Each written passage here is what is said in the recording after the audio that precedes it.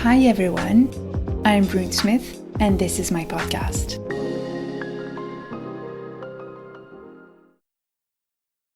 Hi everybody, welcome back to the podcast for people who feel things differently and or who do things differently. The other day I witnessed something that was pure medicine for my often repressed anger.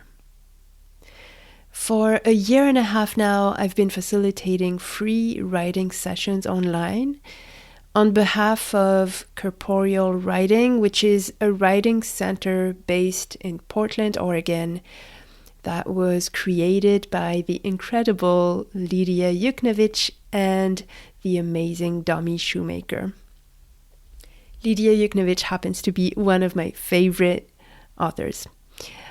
So it's usually a small group of like 4 to 9 or 10 people tops. It's pretty intimate and it's a very generative space. It's a space where we don't do critique. We just offer reflections to the writers who want to read what they wrote. Like we reflect back to them the things that stood out to us or that just carried a certain vibration when we heard them.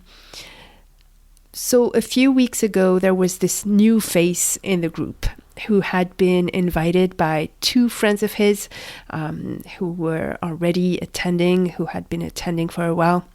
So he comes in and the first time he reads his words, I'm like, okay, this guy has obviously been writing and reading for many, many years.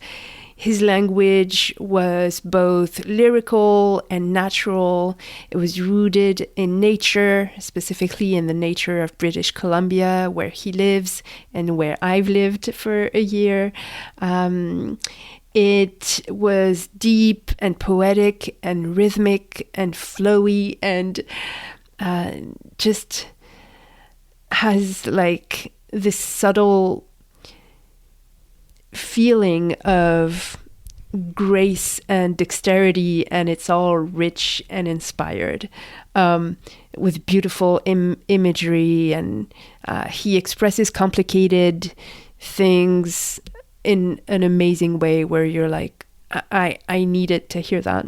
I couldn't possibly do justice to his voice by just trying to describe it, but he starts coming back week after week, and every time I listen to him, I feel like my sorrow or my other unarticulated feelings just get some understanding in ways I didn't know I needed. And he hits on themes like grief and friendship and the complicatedness of it all, the messiness of living. But then 2 weeks ago, he wrote about something else. He was the last person to read out loud that day at the very end of our session. And not only did he read his piece, but he performed it, not in an overperformed way, but just in a fully present, embodied way.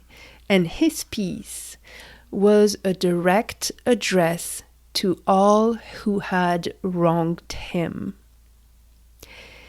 His language was just as gorgeous and rich and exact as usual, but this time it was in the service of his anger, in the service of expressing something along the lines of, these are my words, not his. Again, I couldn't do justice to his writing, but something along the lines of, I have kept my mouth shut for too long. I am exhausted from always trying to be the better person and from always giving people compassion and understanding.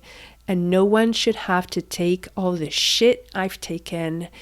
What you did, addressing one person, is nothing short of inadmissible. I've had it. And also, you addressing someone else did that. And I won't have you addressing someone else do that to me ever again. etc. And it wasn't nonviolent communication. Okay, it was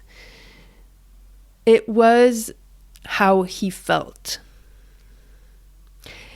And it was so freaking cathartic. It felt amazing. As he was reading, living, delivering sentence after sentence, all of us in the Zoom room had our jaw dropped and just cheered him on in excitement. And when he was done, the energy in the Zoom room, and certainly in my room, was one of a standing ovation. Now, why am I telling you this story today? It's because it made me realize how much I needed to witness someone hold space for his own anger, not in an uncontrollable lashing out way, but in a dedicated, creative, thorough, I fucking care about this and I'm gonna honor that way. I was socialized as a girl and then as a woman, so there was that, of course, added layer of don't be angry, you're not going to be lovable. But also when I was a kid, there was this climate at home in my Catholic upper middle class, very patriarchal family where a lot of emotions were simply forbidden. I couldn't be too sad or too happy. I couldn't be jealous, and I certainly couldn't be angry.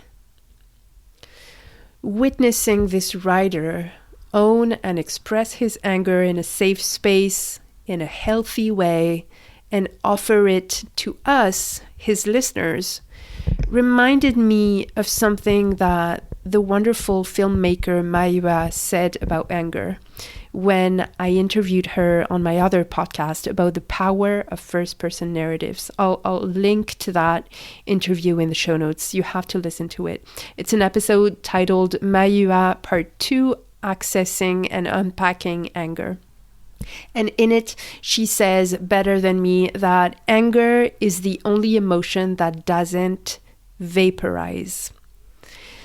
It has to be channeled and expressed in order to leave your body. It can't just dissipate. There has to be room for anger. And Mayua talks about the fact that not only do we have to be better at expressing our anger in a healthy and creative way, but we also have to be better at witnessing anger and holding space for it and reacting to it, especially the anger of children, in a way that's not an invitation to lash out and to hurt people, but it is an invitation to channel it, to honor one's hurt and one's boundaries, and to speak the truth of what sacred boundary has been breached or outright destroyed. I'll make a confession, which shouldn't be a confession, but just a simple truth. I had a lot of quote-unquote bad emotions last week. I was really, really sick. If you read my weekend newsletter, you can subscribe in the show notes where I summarize this podcast's episodes of the week. I usually do 3 episodes, but last week I was sick, so I only did 2. If you are subscribed, you already know it, that I had quote-unquote bad emotions because I want to do things differently. I want to make space for the bad emotions. I want to mention them. I want, and I want to let other people know that it's okay to have their own bad emotions and to express them, to make room for them. Toxic positivity is a thing that really veers into gaslighting, and that hurts us. I want you to know, and I want me to know, that we can make room for anger. We can be creative with it. We can make room for sadness, for helplessness, for frustration, for jealousy. When we do, these emotions end up exiting our body and making room for air and breath and love and life force and energy and creative juices to return.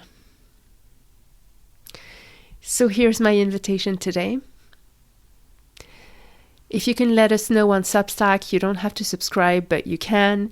The link is in the show notes. But under this episode, let us know, what way do you honor your anger? Do you express it? Is it difficult for you? Is it easy? What's your relationship with it? You can just let us know. I'd love to read. I'd love to hear what you think. This is always an invitation for, just to have a conversation. I'm not necessarily interested in just doing a monologue.